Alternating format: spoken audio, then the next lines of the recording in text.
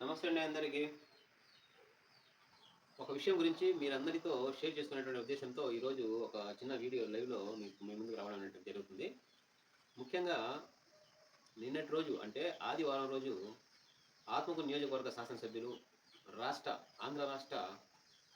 దేవాదాయ శాఖ మంత్రి ఆనం రామనారాయణ గారు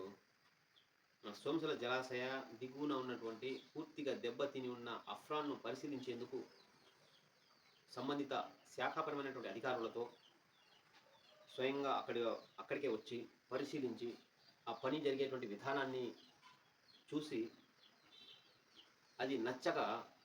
వేగవంతంగా ఎప్పుడైతే చేయకుండా నిర్లక్ష్య ధోరణితో ప్రవర్తిస్తున్నటువంటి గుత్తేదారుల మీద, కాంట్రాక్టర్ల మీద ఆగ్రహం వ్యక్తం చేయడమే కాకుండా తదుపరి చర్యలకు కలెక్టర్ వారితో చర్చించి తదుపరి నివేదికను రాష్ట్ర ముఖ్యమంత్రి నారా చంద్రబాబు నాయుడు గారికి తెలియజేయడం, తదుపరి యుద్ధ ప్రాతిపదికన ఈ పూర్తిగా ధ్వంసమైపోయినటువంటి అఫ్రాన్ను యుద్ధ ప్రాతిపదికన పూర్తి స్థాయిలో ఆ యొక్క పనిని పూర్తి చేయడానికి తగిన చర్యలు తీసుకునేటట్లు అధికారులను ఆదేశించడం నిన్నటి రోజున జరిగింది. అసలు ఈ యొక్క అఫ్రాను మనిషి లోతులో ధ్వంసం అవడానికి గల కారణాలు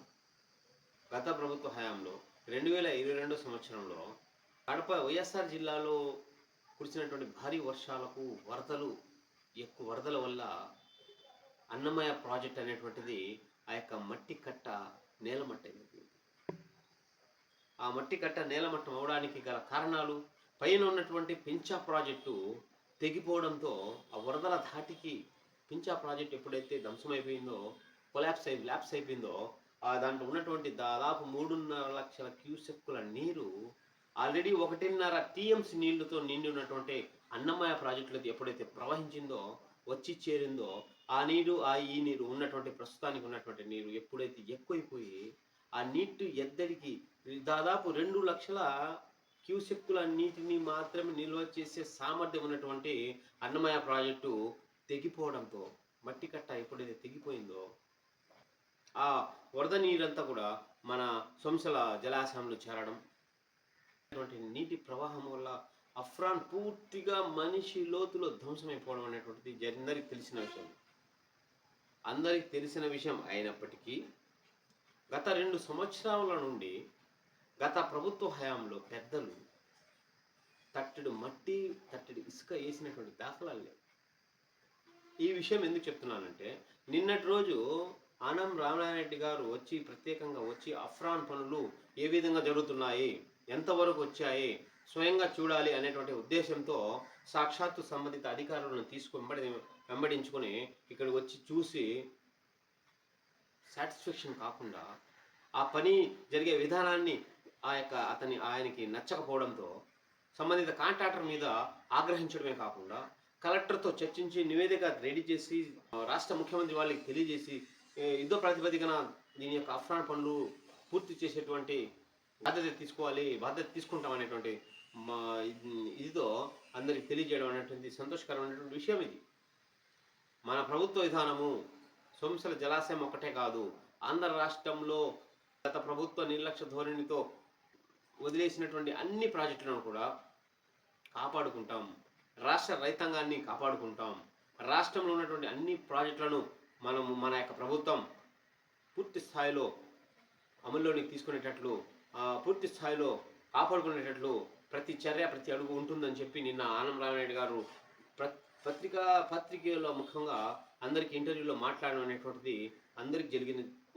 జరిగిన విషయం. అంటే దీన్ని మనం ఖచ్చితంగా స్వాగతించాల్సిన విషయం. ఆయన మాట్లాడుతూ ఇంకో విషయం కూడా చెప్పారు. ఇప్పుడు అన్నమయ్య ప్రాజెక్ట్ ఎప్పుడైతే తెగిపోయిందో, ఎందుకు పై ప్రాజెక్ట్ ఏదైనా ప్రాబ్లం అయ్యి అన్నమయ్య ప్రాజెక్ట్ ఎప్పుడైతే తెగిపోయిందో అదే మాదిరిగా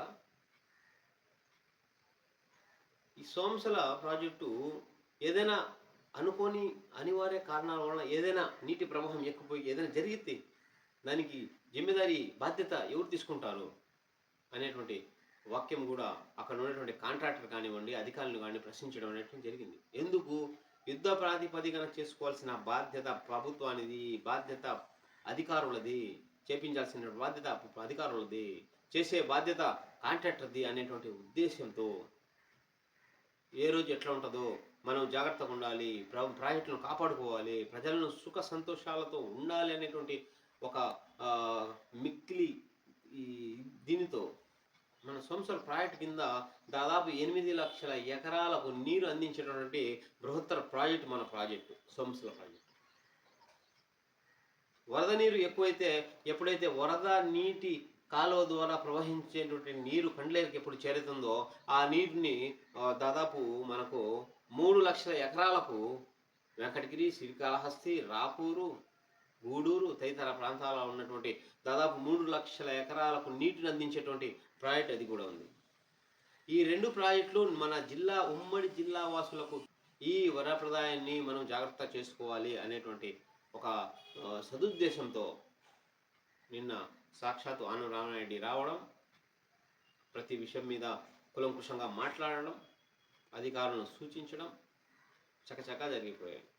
ఇది మంచి పరిణామంగా మనం చెప్పుకోవచ్చు.